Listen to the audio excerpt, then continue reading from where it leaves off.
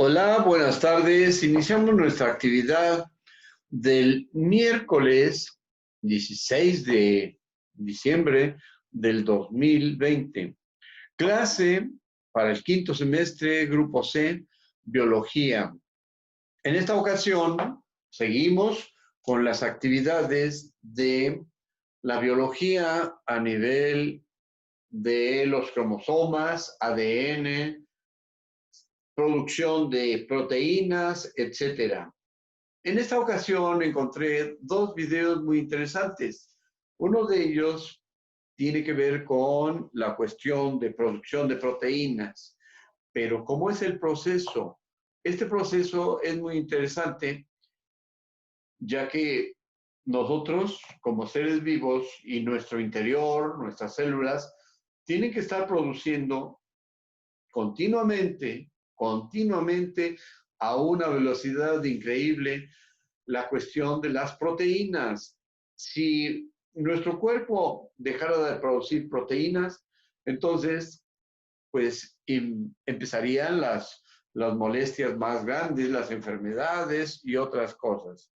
Bien, tenemos un compromiso con algunos alumnos que ingresen a buena hora y que pues, tengan la oportunidad de ver los videos alusivos al tercer momento. Estamos en el tercer momento, quinta semana, y tenemos que darle un repaso a los temas que se vieron a lo largo de 4 semanas y encaminado a la cuestión de algo que se llama proyecto integrador, una especie de resumen o una especie de mezcla, collage de los temas que se han visto para darle una estructura lógica a algo que tiene que ver con la biodiversidad, con la clasificación de los seres vivos, con la forma de cómo se reproducen, cómo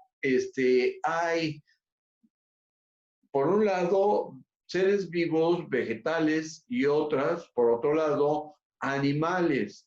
Nosotros, como especie del Homo sapiens, o Homo habilis, o Homo erectus, o cualquier otra clasificación que se nos quiera dar, venimos en un proceso de evolución y además diversificación, porque no todos los seres humanos se parecen. Los japoneses, aunque hay pocos detalles de diferencia, sí se distinguen de los chinos, de los coreanos, de los filipinos y otros seres humanos que habitan en el extremo oriental. Por ejemplo, las características de la gente que vive en el desierto, a diferencia de la gente que vive cerca de las costas en nuestro país, México, y entonces el color de piel, que se llama fenotipos, la resistencia al calor y otros detalles que forman parte de la adaptación al medio ambiente. En este caso, queremos ver por qué la biodiversidad existe. Y hemos visto, tal vez mañana veamos un video para recordar este asunto de la biodiversidad. Ya vimos la cuestión de las leyes de Mendel, de la herencia genética. Luego, lo que no descubrió Mendel en la cuestión de los cromosomas y cómo se transmiten a nuevas generaciones algunos aspectos, algunas deformaciones, algunas mutaciones, etcétera, que Mendel, por sus limitaciones tecnológicas, no pudo llegar a conocer. Y entonces, estamos haciendo ahora un recordatorio de los temas más significativos de las 4 semanas para concluir con el proyecto integrador. En el proyecto integrador, el collage, la mezcla de conceptos, las situaciones. Por ejemplo, se les pidió a los alumnos que hicieran un árbol genealógico, pero como no ingresan a clase, hacen su árbol genealógico como si fueran alumnos de la primaria, abuelo materno, abuela materna, abuelo paterno, abuela materna, luego el papá, que más tarde se juntan, papá, mamá, y luego los hijos. Y hasta ahí llegan, pero no se imaginan para qué y cómo deben utilizar ese árbol genealógico. El árbol genealógico, aparte del nombre, debe indicar algún detalle. Y entonces hay un árbol genealógico siguiendo las características de los fenotipos, porque genotipo es algo que se tiene que analizar en el laboratorio y el fenotipo, por ejemplo, yo soy hijo de Juan Pérez y alguien más, ¿no? Pero, ¿cómo era mi papá? ¿Cómo era mi mamá? ¿O cómo son? ¿Y qué características? ¿Qué hay dentro de su descripción fenotípica? Chaparrito, gordito, alto, güero, moreno, ojos claros, cabello quebrado, etcétera. Y entonces, en ese sentido, es el árbol genealógico que se les pide o se les pidió a los alumnos. ¿En qué sentido lo relacionan con las clases o con los temas que recibieron en esa semana? Pues algo característico que se llama fenotipo. Y entonces el fenotipo, pues tienen que decir las características más importantes de las personas, lo que se ve, color de piel, por ejemplo, altura, complexión, tipo de cabello, color de ojos, por ejemplo, el tipo de nariz, el tipo de boca, las orejas. A eso se refiere el fenotipo. En el árbol genealógico, marcar un pequeño detalle fenotípico y entonces, ¿cómo era la abuela materna? Güera, alta, ojos claros, etcétera. El abuelo materno, pues chaparrito moreno, cabello quebrado, etcétera.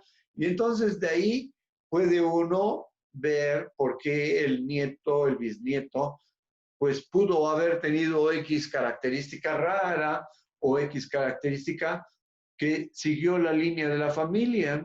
En ese sentido, el árbol genealógico podría ayudar, pero desde el punto de vista de las características fenotípicas. Porque un árbol genealógico de primaria o de kinder, pues ahí está, ¿no?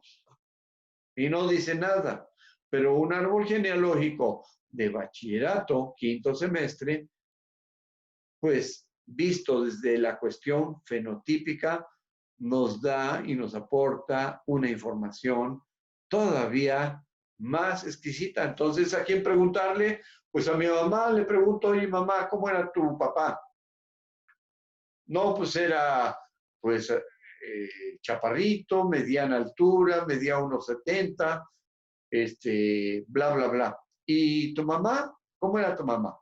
Bueno, pues mi mamá tenía ciertas características y además algún detalle extra, así, su color de piel. Por ejemplo, yo tuve una tía, abuela, que vivió alrededor de 106 años, más o menos, y era una tía muy famosa en la familia, la tía Sara, prima del abuelo de mi mamá, y que ella se caracterizaba o era famosa porque su piel era muy blanca, el color de ojos azules y tenía un color de cabello muy oscuro. Vivió 106 años y al término de su vida era muy lúcida, tenía pues 105 o 104 años relativamente de vida, tenía una lucidez muy importante. De tal manera que a los 105, 106, poco antes de fallecer, ya empezó el problema típico de las enfermedades, de la senectud, el Alzheimer u otros, la ausencia temporal de su pensamiento, no sabía, no identificaba a la gente, a lo mejor dejó de ver o ya no pudo tener una buena visión como a los 103 o 104 años, de tal manera que pues empezó a tener problemas de la vista, bla, bla, bla. A eso se podría haber referido el trabajo del árbol genealógico. ¿Por qué? Pues porque ese tipo de información es muy rica, muy exquisita, en el sentido de cuál es la probabilidad que yo tengo como individuo de vivir más de 80 o más de 70 años y cuál es la probabilidad de que yo llegue a esa edad con una lucidez mediana o una situación de decaimiento, ¿cómo se puede decir? Mental, en donde algunos rasgos de la familia son o se caracterizan por la aparición del Alzheimer, diabetes, hipertensión y otros. A eso me refiero con el árbol genealógico. Bueno, pues vamos a dejar de echar el rollo. Ya son 3 de la tarde con 1 minuto. Nuestra clase empezó 2:50 de la tarde. Y entonces, bueno, pues no llegaron los invitados y continuamos con nuestro trabajo de dar un tema para cuando lo quieran ver los jóvenes, pidan este enlace de la clase de hoy. Traducción, biología. ¿Quién lo hace? De ARN, ahí está mal escrito, ARN, a las proteínas. Ahí ARN, pero M, estaba yo mirando mal. ARN, M a las proteínas. ¿Por qué es M? Y entonces, ahorita nos lo van a aclarar. Bien, pues vamos a ver este video. Tenemos disponible más de 15 minutos y pues vamos a verlo. Célula eucariota y célula procariota. Cuando hablamos de procariotas, hablamos de la cuestión de las bacterias, que son lo más significativo de la célula procariota. Y ya hemos visto algunas diferencias que aquí también las van a mencionar. Bueno, pues tenemos todo, sonido disponible. No tenemos invitados, pero tenemos ganas de trabajar. Núcleo. La célula eucariota, normalmente vegetal, animal, y luego sus características. Ya sabemos que cada cromosoma se compone de una molécula de ADN muy larga, toda enrollada en sí misma. Algo como esto. Y en esta molécula se encuentran las secuencias a las que llamamos genes. Este podría ser un gen, este podría ser otro gen, este también podría ser un gen, y cada uno de estos genes puede codificar para polipéptidos específicos o proteínas específicas. Y la pregunta clave es, ¿cómo se pasa de la información codificada en estos genes, que está codificada como secuencias de ADN, cómo se pasa del gen que está codificado en el ADN a las proteínas, que se componen de polipéptidos que están formados por aminoácidos? Y esto es a menudo llamado el dogma central de la biología. Y ya vimos en el video de la transcripción que el primer paso es ir del gen al ARN mensajero. El ARN mensajero se puede ver como una copia o una transcripción. Hemos reescrito la información ahora como ARN. Y el siguiente paso, que es el que vamos a ver a profundidad en este video, es pasar del ARN mensajero a la proteína. Y a este proceso se le denomina traducción, porque estamos traduciendo literalmente la información en una secuencia polipeptídica. Y lo puedes ver aquí. Esto es solo un repaso, ya que vimos mucho de esto en el video de transcripción y en el video de resumen de la transcripción y la traducción. Así que si nos fijamos en una célula eucariota y en una célula procariota, como son las bacterias, notamos que son análogas. Simplemente, estas no tienen membrana nuclear y no van a llevar a cabo el paso de procesamiento, del cual voy a hablar en un momento más, y también lo vimos a detalle en el video sobre la transcripción. Así que se empieza con el ADN.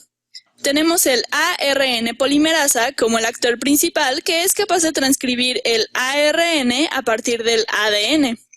Si estamos hablando de una célula eucariota, lo que obtenemos en este paso no lo llamamos ARNM, lo llamamos pre-ARNM,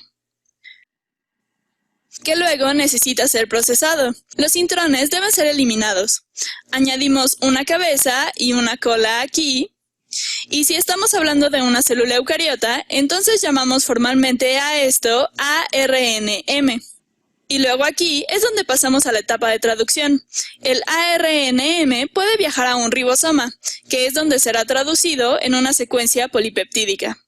Y podemos ver cómo esto sucede de manera análoga aquí, en esta bacteria o célula procariota, excepto que no se ve la membrana nuclear, porque es una célula procariota y no ocurre la etapa de procesamiento, por lo que esto es ARNM. Así que te puedes estar preguntando, ¿cómo sucede esto? ¿Y qué es un ribosoma? Así que vamos a hacer un acercamiento a un ribosoma por aquí. Y hay un par de actores interesantes aquí. Uno, como te puedes imaginar, es el ribosoma en sí, que se compone de proteínas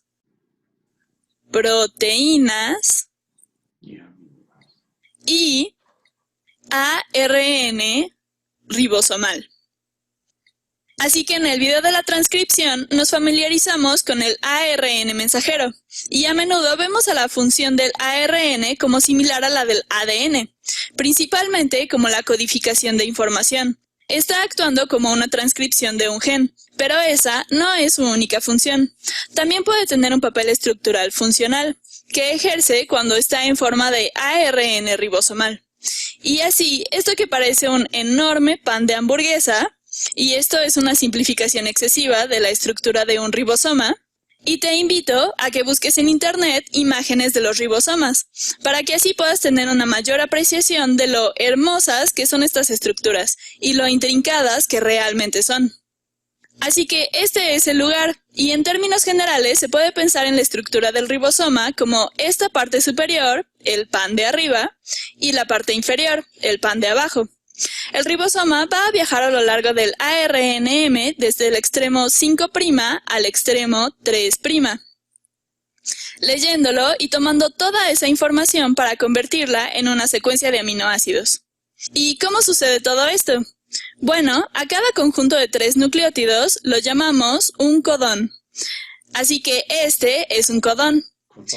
Estos 3 nucleótidos forman un codón. Este es un codón y este es otro codón. Y la información se encuentra codificada en las bases nitrogenadas, por lo que este primer codón de aquí vemos que es AUG, por lo que las bases nitrogenadas son adenina, uracilo y guanina, y este codón codifica para el aminoácido metionina. Y este codón AUG es conocido como el codón de inicio. Codón de inicio. Aquí es donde el ribosoma se va a unir inicialmente para empezar a traducir el ARN mensajero. En este dibujo podemos ver que apenas está comenzando a traducirse el ARN mensajero. Entonces, ¿cómo sucede esto? ¿Cómo podemos llegar de estas 3 secuencias de letras a aminoácidos específicos? Vamos a pensar en ello. ¿Cuántas secuencias de 3 letras puede haber? Bueno, hay 4 bases nitrogenadas, por lo que si tenemos un codón que tiene 3 lugares, hay 4 cosas posibles que podrían estar en el primer lugar, hay 4 cosas posibles que podrían estar en el segundo lugar, y hay 4 cosas posibles que podrían estar en el tercer lugar. Así que hay 64 permutaciones posibles. 4 por 4 por 4 permutaciones. Por lo que puedes pensar en que hay 64 codones diferentes, 64 maneras diferentes de organizar la A, la U y la G. Y eso es bueno porque hay muchos aminoácidos. Y esto es en realidad demasiado porque hay 22 aminoácidos estándar. 22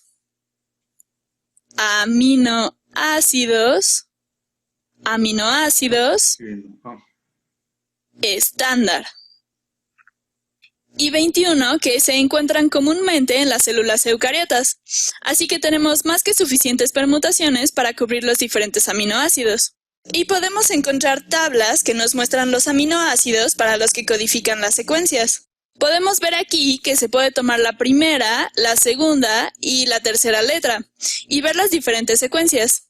Y decir, AUG, adenina, uracilo, guanina. Ese codón codifica para metionina. Se podría hacer eso con cualquier codón.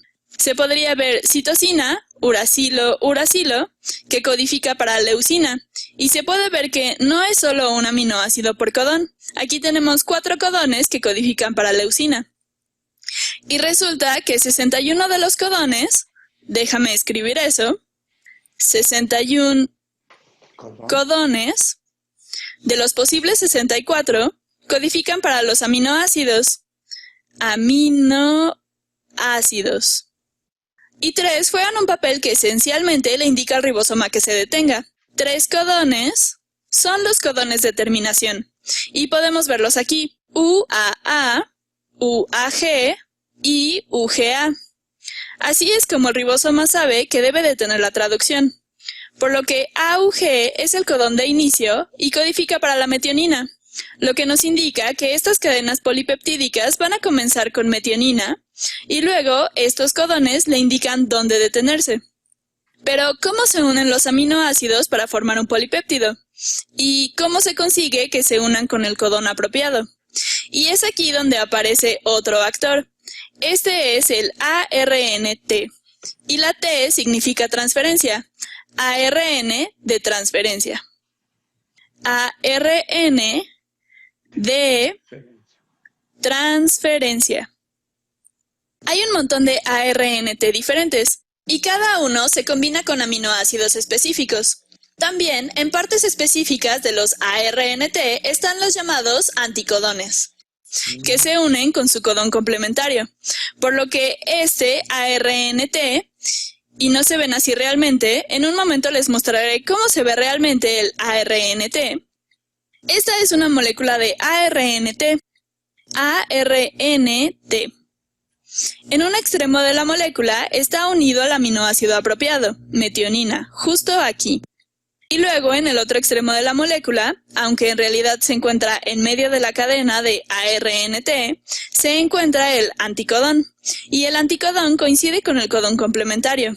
Y así, ellos chocan entre sí de la manera correcta. Los ribosomas facilitan este proceso, de manera que el AUG se va a unir con la metionina. Y si nos fijamos en la forma que tiene el ARNT, y esto es solo una representación, aquí tenemos una cadena de ARNT. Ya tenemos la idea de que es una secuencia de ARN, y podríamos pensar en ella como una estructura de 2 dimensiones. Pero luego vemos aquí que se enrolla alrededor de sí misma para formar esta molécula compleja. Y el anticodón, que está justo aquí, prácticamente a la mitad de la secuencia, forma la base para este extremo de la molécula. Esa es la parte que se va a unir con el codón en el ARNM. Y en el otro extremo de la molécula es donde realmente se hace el enlace con el aminoácido correspondiente. Y sé lo que estás pensando. Veo que el ribosoma sabe por dónde empezar. Empieza en el codón de inicio. Veo cómo el ARNT apropiado puede traer el aminoácido apropiado. Pero, ¿cómo se forma la cadena? Y eso se puede ver en 3 pasos. Y a esos 3 pasos se asocian 3 sitios en el ribosoma, a los cuales vamos a llamar sitio A, este es el sitio P, y este es el sitio E. Y en un momento más les diré por qué los llamamos A, P y E. El sitio A es el lugar donde el ARNT apropiado se une inicialmente. El ARNT que se encuentra unido a un aminoácido. Y así, como puedes ver, estamos empezando el proceso de traducción. El que tiene un anticodón que corresponde al codón UAU se va a unir aquí en el sitio A y trae consigo el aminoácido apropiado. Trae el aminoácido tirosina. ¿Y por qué se le llama sitio A? Bueno, la A representa aminoacil. Una manera sencilla de recordarlo es que es el lugar donde el ARNT, que está unido al aminoácido apropiado, se va a enlazar en el ribosoma. Y una vez que eso sucede, una vez que este ARNT se une aquí, permítanme dibujarlo, va a ser AUA. Bueno. Y está unido a la tirosina. Entonces se forma un enlace peptídico entre los dos aminoácidos y el ribosoma se va a mover a la derecha, de manera que este ARNT estará ahora en el sitio E. Este ARNT entonces estará en el sitio P. Y así el sitio A estará disponible para otro ARNT que traerá otro aminoácido. Entonces, ¿por qué se llaman sitios P y E? Lo podemos ver un poco más claramente por aquí. El sitio P es donde se está formando la cadena polipeptídica. Y una manera de recordarlo es que es ahí donde se está formando la cadena polipeptídica y ahora el sitio A está disponible para recibir un nuevo aminoácido. Y una vez que esto está unido aquí, se forma el enlace peptídico y a continuación el ribosoma se desplaza hacia la derecha. Cuando el ribosoma se desplaza a la derecha, vamos a estar en esta posición, donde lo que estaba aquí, en el sitio A, ahora tiene el polipéptido unido, por lo que ahora va a pasarse al sitio P. Y lo que estaba en el sitio P, ahora va a estar en el sitio E. Ya está listo para salir, y se llama sitio E debido a la palabra en inglés para salida. Exit, porque el sitio E es la salida de los ARNT sin aminoácidos. Y esto va a seguir ocurriendo hasta llegar a uno de los codones de terminación. Y cuando se llega a uno de los codones de terminación, el polipéptido adecuado va a ser liberado. Y habremos creado esta cosa que podría ser una proteína o una parte de una proteína. Así que esto es muy emocionante, porque esto está sucediendo en tus células en este momento. De hecho, si pensamos en cosas como los antibióticos, la forma en que trabajan es que los ribosomas de las células procariotas son suficientemente diferentes a los ribosomas en las plantas y animales o en las células eucariotas que podemos encontrar moléculas que perjudican la función de los ribosomas en las células procariotas, pero no afectan a las células eucariotas. Por lo que si tienes bacterias en el torrente sanguíneo y te tomas un antibiótico apropiado, podrías interrumpir este proceso de traducción en las bacterias, pero no en tus células.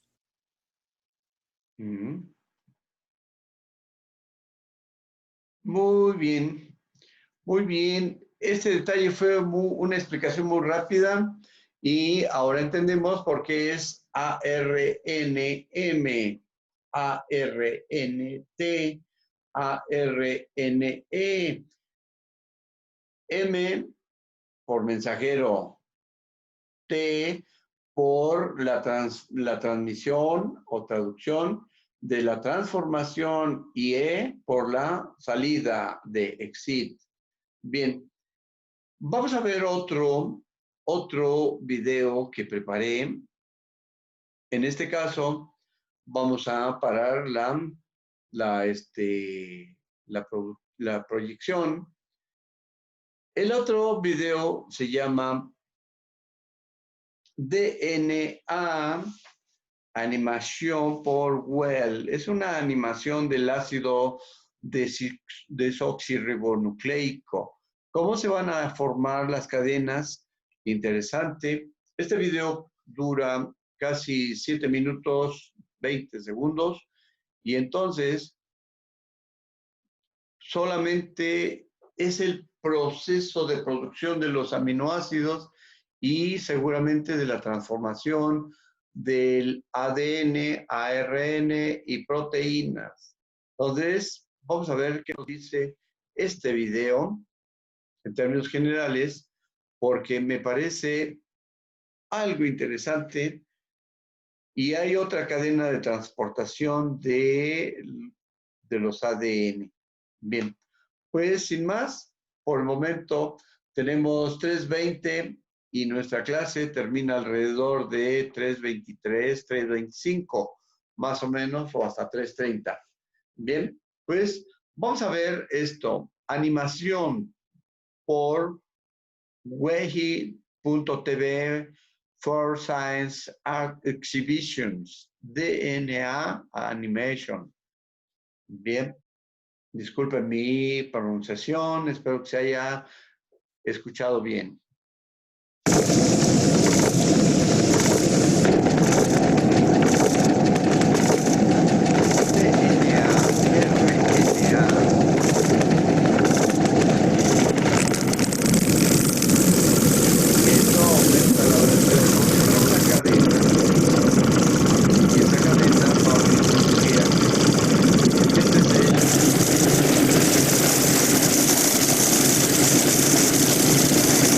Imagínense a la velocidad, la doble hélice del ADN, está en inglés DNA,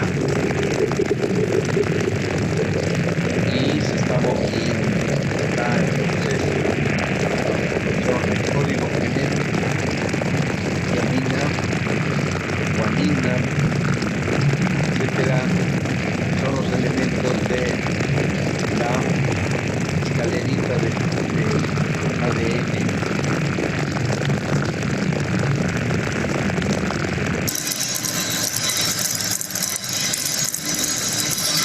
En este primer proceso es la descomposición del ADN en ARN y la producción de proteínas.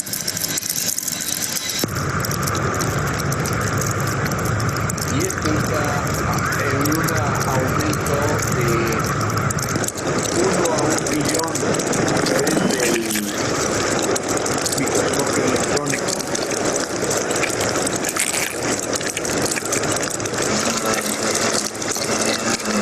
Y además, moviendo la toma de imágenes.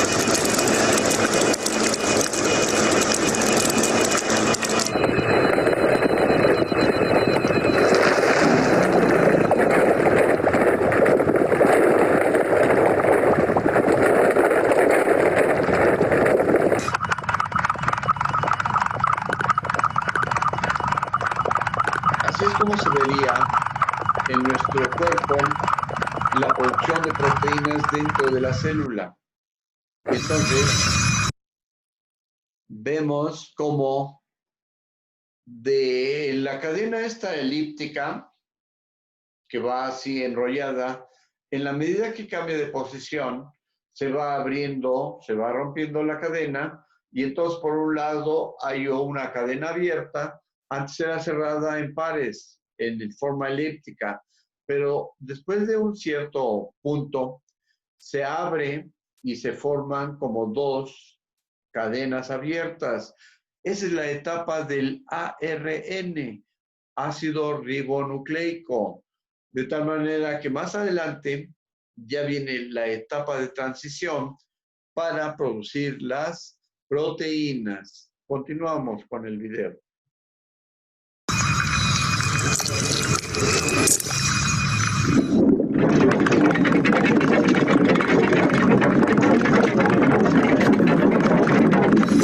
La animación, bueno, el reloj es relativo. Observen cómo se vería ya la producción de proteínas fuera de la cadena del ADN y fuera de la célula.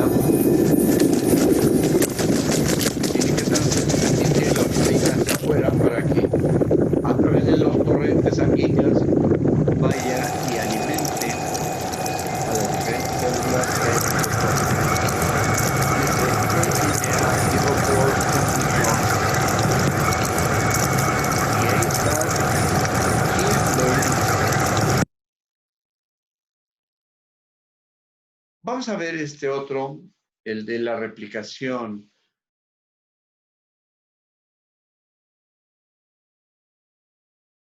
Biología, fundamentos de biología, replicación del ADN. The issue became, how does DNA replication work? El trabajo de replicación. And so I'm about to go into it. Now, I'm going to note, we're going to be starting this DNA goes to RNA, goes to protein. Observen cómo de la cadena ADN o DNA, que es en inglés, hay un proceso de transformación y de ahí se produce el ARN. Simplemente en alguna parte se está produciendo la célula, se puede decir, pero la célula dentro de su núcleo trae la información del ADN. Cuando dentro de la célula ya empieza el trabajo de reproducción celular, entonces empieza la ruptura del ADN y como que se abre el cierre cuando nosotros nos ponemos la chamarra, cerramos el cierre y tenemos esta oportunidad.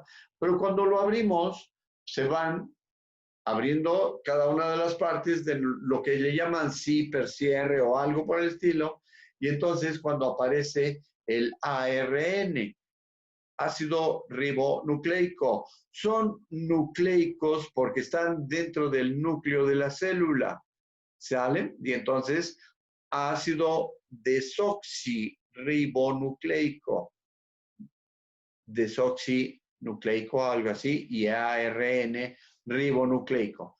De ahí se vuelve a pasar por una cierta parte, que ya lo explicaron, y se producen las diferentes proteínas. Cada proteína está formada de 20 mínimos aminoácidos. Y eso es lo que se vio en el anterior. And DNA goes to itself, right? DNA is replicated. It makes RNA. The RNA is used to make protein. This will be what we'll be talking about today and tomorrow. So the first step of that is, how does DNA give rise to more DNA? Well, how do you find an enzyme? How do you do biochemistry? Se hallaron las enzimas en la bioquímica. What do you do? Assays, so I got to grind up the cell. I got to choose a cell in which I'm likely to find an enzyme, grind it up, break it up into different fractions, and test each fraction. That's all biochemists do, right? So what cell might have the enzyme we're looking for? Bien, pues ahí vamos a detener nuestro video porque pues, desgraciadamente no somos parte de una escuela bilingüe y mucha gente, pues, por ejemplo yo, tengo algunas dificultades para seguir un diálogo o un comentario en inglés y bueno, los alumnos seguramente más. Podemos ver alguna otra cosa. Entonces, ¿cómo podemos llamar a eso? Célula que tenemos del trabajo de la enzima cuando hemos visto el trabajo de la enzima. Entonces, pues vamos a quitarlo y vamos a buscar para complementar algo en español. ¿Qué les parece? Bien, de estructura clásica, la célula, organelos celulares, algo que nos dé información de esto. Vamos a ver esta en particular. Para terminar nuestra actividad de hoy.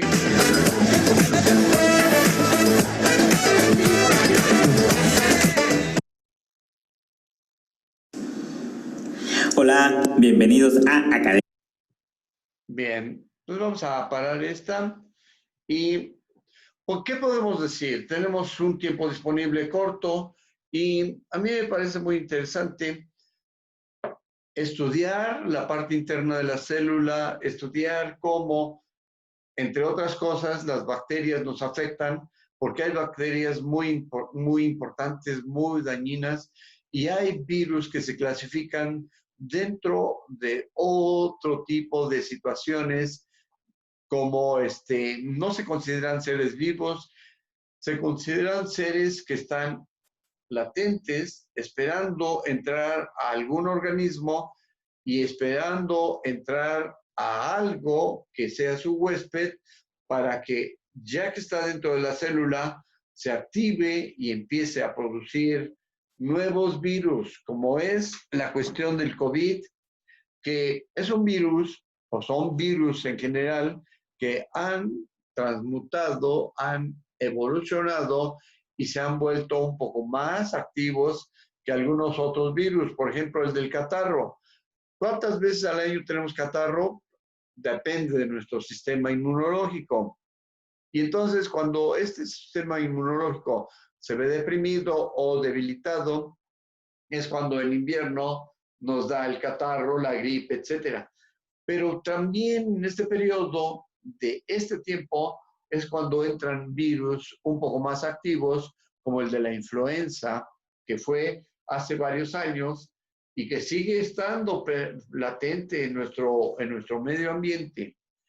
Y del año pasado, justo en octubre, en China, aparece otro virus que nos está dando un poco de trabajo, nos está generando mucha mortandad en nuestro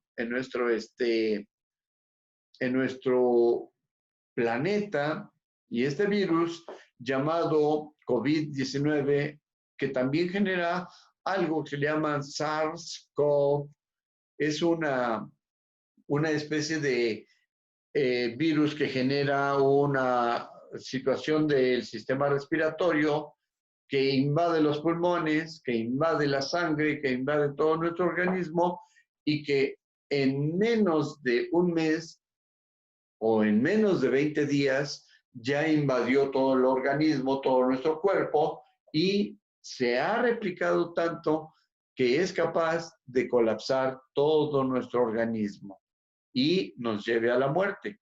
Por lo tanto, es importante saber cómo la cuestión de la transmisión de que dentro de la célula el ADN ya es parte del núcleo, es parte de lo que está dentro de la célula, tiene un proceso de réplica, un proceso de nacimiento de nuevas células, de nuevos elementos, pero lo más importante de la célula es la producción de proteínas que van a hacer que, por un lado, esas proteínas alimenten todos los organismos y, por otro lado, la misma célula se replique y nos permita vivir 50, 60, 80 años en condiciones normales, pero no con enfermedades.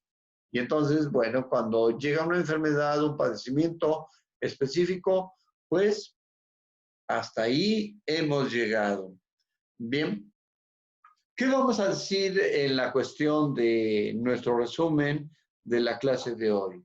¿Cómo el citoplasma es un elemento muy importante dentro de la célula y además en esa célula, al interior de la célula, hay elementos muy importantes? Vamos a ver, finalmente, sí, vamos a ver una parte de este video para entender cómo es que dentro de él están los elementos muy importantes de la célula. Vamos a ver unos 5 minutitos que todavía tenemos disponibles de esta clase. Entonces, la célula, citoplasma, núcleo, membrana plasmática, y es la diferencia de una célula eucariota y otra procariota. Bien, continuamos. En Internet hoy vamos a estudiar a la célula. En principio diremos que las células presentan estructuras complejas. Pese a sus diferencias, todas las células tienen en común estructuras y muchos de los procesos celulares los llevan a cabo de una manera similar. Las células eucariontes se caracterizan por presentar 3 estructuras básicas: el núcleo, el citoplasma y la membrana plasmática. El núcleo es como que el cerebro de la célula, ¿verdad? Mientras que la membrana plasmática es la estructura que delimita la célula, separándola del medio externo y regula la interacción entre la célula, su propio medio externo, y las células vecinas. El citoplasma es el espacio comprendido entre la membrana plasmática y el núcleo, constituido por lo que se conoce como el citosol y por el citoesqueleto, donde se ubican los organelos celulares, que son estas que estamos señalando, estas estructuras. El citosol es como una fase semilíquida y es ahí donde se lleva a cabo la mayoría de reacciones químicas comprometidas con el metabolismo celular. Pues bien, veamos en detalle cada uno de los organelos. ¿Sí? Habíamos dicho que son estructuras celulares, los organelos que cumplen funciones específicas para la célula. Vamos a describir los principales y a revisar sus funciones. En principio, hablaremos del núcleo. Hacemos un zoom en el núcleo, por lo tanto, y vamos a ver con qué nos encontramos. Aquí está el núcleo. ¿Qué es lo que vemos? Lo primero que vemos es que se encuentra delimitado por una doble membrana que presenta como que poros. Aquí están, que permiten la comunicación con el citoplasma. Apreciamos también una parte soluble, que es el nucleoplasma, y la cromatina, que son fibras de ADN asociadas a proteínas llamadas histonas. Vemos en el gráfico como que dos tipos, ¿verdad? La eucromatina, que más o menos abarca como que el 10%, representa el ADN activo que se encuentra menos condensado, y otra parte que se encuentra muy compacta se llama la heterocromatina y ocupa el 90% restante y es inactiva. Finalmente tenemos al nucleolo. La función salta a la vista: control de las actividades celulares y controlar, por supuesto, la expresión génica. Dentro del nucleolo dentro del núcleo habíamos visto el nucleolo que está aquí. Ahora lo vamos a analizar en detalle. Bien. Tenemos aquí una imagen que nos muestra a un nucleolo. Fíjate cómo está de sombreadito, oscuro. Vemos una estructura irregular y densa dentro del núcleo que está aquí. Hasta ahí vamos a llegar con nuestra clase de biología y pues ya nos vamos directo a la clase de metodología de la investigación. Catherine Valencia es de metodología de la investigación y pues agradecemos la presencia. Ahorita nos vemos en la próxima, Catherine. Nos vemos en la clase siguiente, por favor. Estamos terminando ya biología y inmediatamente ¡pium!, a metodología de la investigación. ¿De acuerdo? Gracias.